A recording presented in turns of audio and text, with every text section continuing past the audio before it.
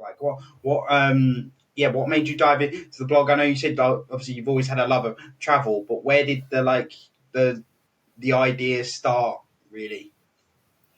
Well, this time round it was my wife's birthday, and we were like, let's go to the Hebrides, at the Outer Hebrides, and we just wanted to make that happen. So, as you do, you go away to Google, like, wheelchair accessible, Yeah. places to stay, things to do, Uh-huh. places to eat, da, da, da. Uh-huh. And Uh-huh. you just come up blank, come up blank, come up blank. You make phone calls, get vague answers, and Yeah. it got to a point where I was so frustrated with it.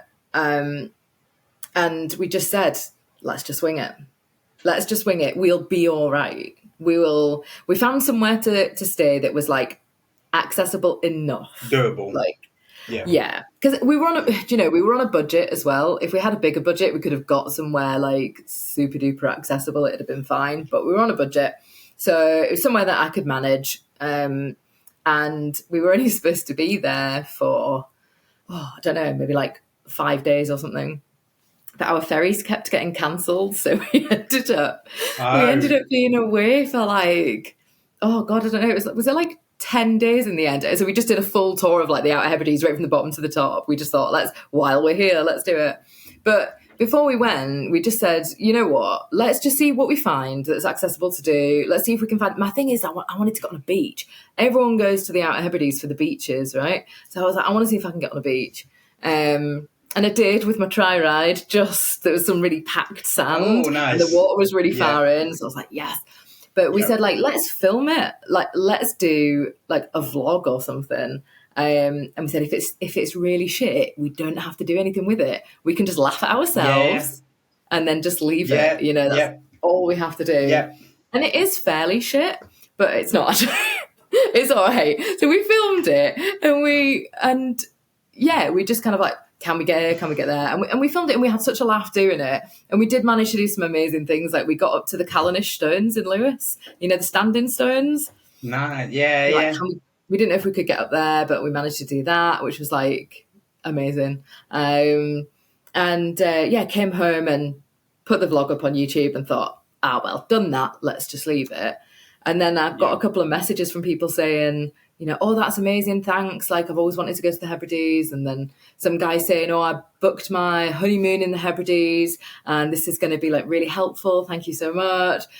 And I thought, maybe I should just do more. Maybe we should just do more. And so we did. And it's not the easiest thing. Like, when so Kirsty works part-time because she's my carer or PA or whatever you want to call it. I'm now self-employed, but only just, and it's not like I'm really making any money out of it at this point. Yeah. But so money is kind of difficult, and trying to have this kind of super duper adventurous travel blog that involves going places that probably are more expensive because you pay through the nose for accessibility. It was a bit difficult. So a lot of what we've done is just like, oh, look, here's a nice walk, or that kind of thing. But it started to pick up, and we're starting to do like more accommodation stuff, things like that, and more days out. That's amazing. I think that's one of the hardest things, because I had the very similar thing, wanted to do the whole like create TripAdvisor for disabled people. I think a lot of people go into that, but then, as we said at the beginning, there is so much work that goes into that.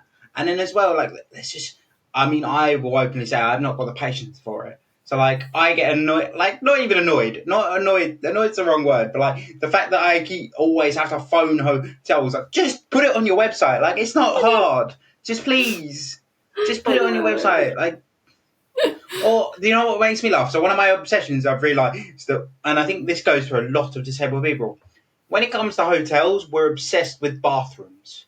Obsessed. But majority of people I've spoke to, they're like, oh, I love a good bathroom. But it's like, what is wrong with us? Well, it really is the difference between, am I going to be able to shower or not?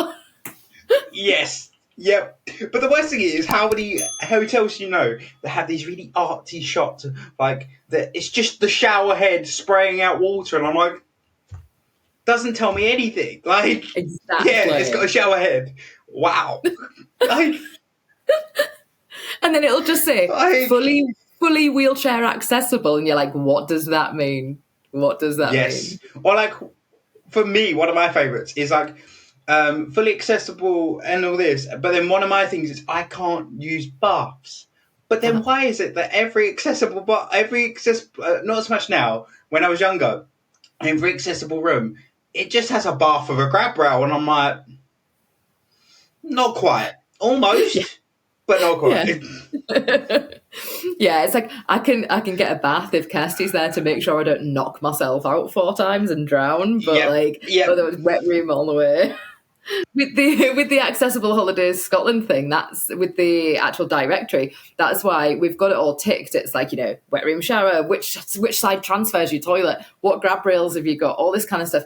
Because you can't just say fully accessible, because like accessibility is different to every single person. I know some people who hate wet room showers and only want to get a bath. No, I completely agree. But then for me, it's just like put the pictures on your website. Like, it's really not that hard.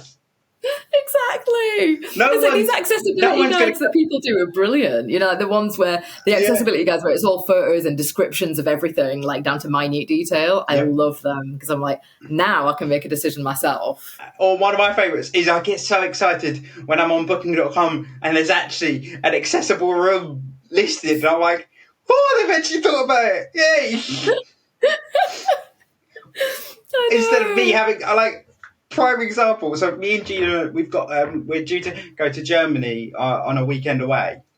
Amazing. Really looking forward to it. It's great fun. But it was proper lastminute.com trying to be more like, go for it, we'll figure it out. Anyway, so we emailed this couple of German hotels. Most of them were like, oh, it's bank holiday weekend, like we're fully booked or whatever.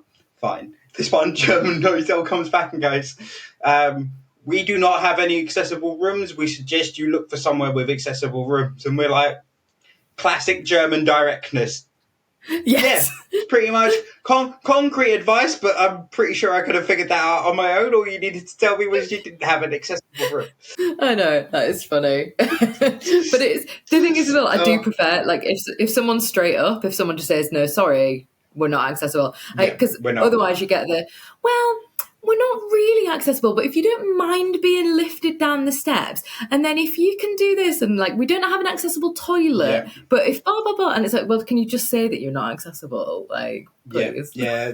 Stop wasting my time. Like, I know, actually, I realise as well, I'm saying a lot of the places I've travelled to, but it's just because most of the time, these are when the funny stories happen. So talking about, like, just people not thinking about how things work. I went, so it was my sister's 30th birthday, my mum and dad's 60th, so we went away on a big holiday to Turkey. This was in October time. And anyway, so we get to the hotel. I'd emailed to say, can we please request the accessible room, because it was booked as a package holiday. So I said, please can I get the accessible room? And the hotel came back, said, yes, no problem. We'll make a note on the booking, make sure you have the accessible room. Got there, and my mum gets the front desk, and this is the worst thing. I'm the control freak, so normally when me and Gina go away, I sort everything out. So I'm in full control as the disabled person. This time, my mum has taken the mantle because that's her usual role. This is what she's doing. Anyway, so we get there, and then the lady at the desk goes, it's like, oh, we've requested the accessible room, and automatically her face drops, and she's like, oh dear. And then she goes, oh, well, we've already got guests staying there for the next 2 days, so it won't be available till for another 2 days. And I'm like, right. And then I'm sat there, so I've got the email here and then I've looked at the lady's badge that sat behind the one that's talking to me, and the names match, and I'm like, I've got it here that says you've confirmed the booking. And the look on the face was mortified, but then obviously there's not much you can do. It is what it is. But at the time I was fuming. Anyway, so I've gone off, calm myself down, because I get really agitated, because my mum's like, oh, we can sort it out. But I'm like, it's not that, it's the principle. It was booked. I'd done everything I needed to do. Why the hell am I having to have this discussion? But anyway, cut a long story short, got into the non-accessible room. And to be fair, as non-accessible rooms go, it was fairly doable. the shower had a very limited threshold, so once I stuck one of the patio chairs in the shower, we managed to solve the problem. Anyway, so That's 2 days me. later we get into this accessible room, and so I've got into the accessible room, and I'm looking at the shower seat, going, "Why is it that when you sit on the shower seat, you've got your back to the shower controls? Who designed that? Like, how does that work? Like, how do you, and the worst thing is they weren't like easy to reach. Like, they were full on, like, you had to turn them and everything. And I'm like, okay, that didn't work. So I'm like, okay, how's this worked? And then, so that's another one conundrum. And then I'm in the shower and I've literally pushed myself back on the grab rails that are either side of this chair. And I've just heard crunch, snap, pop.